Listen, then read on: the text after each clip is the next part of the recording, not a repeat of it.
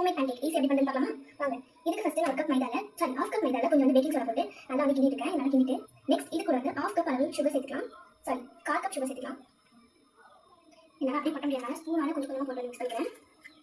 போட்டுறேன். இதை நல்லா மிக்ஸ் பண்ணிக்கலாம். ஓகே, இப்போ எல்லா மெஷர்மெண்ட்டும் கரெக்டாக போட்டாச்சு. நல்லா வந்து மிக்ஸ் பண்ணிட்டு போகிறேன். எந்த ஒரு கலரும் தெரியாமல். ஏன்னா ஒயிட் சுகர் வந்து அரைச்சி போடும்போது கொஞ்சம் கெட்டி கெட்டியாக தெரியும். மிக்ஸ் பண்ணிக்கலாம். இது கூட நம்ம கொஞ்சம் கொஞ்சமாக வாட்டர் சேர்த்து வந்து மிக்ஸ் பண்ண போகிறோம். உங்ககிட்ட மில்க் மில்க் சேர்த்துக்கோங்க. என்கிட்ட வந்து இப்போதைக்கு வாட்டர் சேர்த்து ஒரு தோசை மாவு பதத்துக்கு நல்லா எடுத்துகிட்டு வந்துடலாம். அப்புறம் இன்னொன்று யார் ரெசிபி கூட இல்லை, என் ஃப்ரெண்டு கிட்ட வந்து நான் கேட்டு வாங்கினது. எனக்கு வந்து இந்த நான்வெஜ் கொடுத்தாது மோஸ்ட்லி எல்லாத்தையும் வந்து எக் ஆட் பண்ணினாங்க.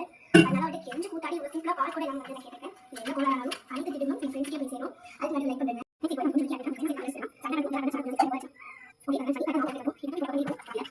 ஆக்சுவலி ஒரு சின்ன இது என்னன்னா அதில் வந்து எனக்கு அந்த தோசை திருப்பி விட்டு எடுத்து தரல. அதனால நான் நெக்ஸ்ட் தோசை படிக்க வந்தேன். அது என்ன பண்ணிருக்கேன் அப்புறமா காமிக்கிறேன். இப்போ பேட்டரி கொஞ்சம் கம்மியாக தான் இருக்குது. பரவாயில்ல, நம்ம அட்ஜஸ்ட் பண்ணிக்கலாம். இந்த கல்லை நல்லா வந்து சூடாகட்டும். இதில் எப்படி வந்து பார்க்கலாம். அந்த பக்கம் எடுத்து வச்சுருக்கேன். பார்த்தா தெரியும். கல்லை சூடாச்சு பார்த்து கொஞ்சம் வந்து நான் பண்ணி விட்டேன். வாங்க பேட்டரி ஊற்றி பார்க்கலாம். இப்போவே பயந்துட்டு நான் கொஞ்சமாக ஊற்றினேன். பார்ப்போம் எப்படி ஊற்றுனேன்.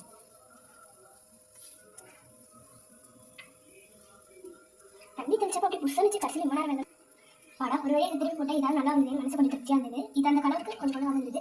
வித்தவுட் எங்கேயும் வந்து நிறைய பெருசு. நெக்ஸ்ட்டு 2 குட்டியாக ஊற்றி வச்சுருந்தேன். சுற்றி வெள்ளோடனே எடுத்து திருப்பி போட்டேன்னா அப்போ கரெக்டான பதம். அதே போல் கொஞ்சம் குட்டி குட்டியாக ஊற்றுங்க. பெருசாக ஊற்றுறீங்க எடுத்தது கஷ்டம். குட்டியாக ஊற்றுறீங்க திருப்பி கஷ்டம். Sorry easy. பல போராட்டங்கள் பிறகு திருப்பி போட்டாங்க. இன்னும் ஒன்று எங்கேயோ வந்துச்சு. அதிகமாக 2 தடவை சுட்டா 3ஆவது என்ன பண்ணலான்னு கேட்குறீங்க. அந்த இதில் தான் எப்படியோ போராடி எடுத்துருக்கேன். நான் தான் கொஞ்சம் ஷேப்லேயும் இதுலேயும் கொஞ்சம் கோளாறாக இருந்தாலும் டேஸ்ட் வைஸ் எப்படி இருக்குன்னு செக் பண்ணலாம். இவ்வளோ கஷ்டப்பட்டு செஞ்சு இதுக்காக விடுவோமா நம்ம?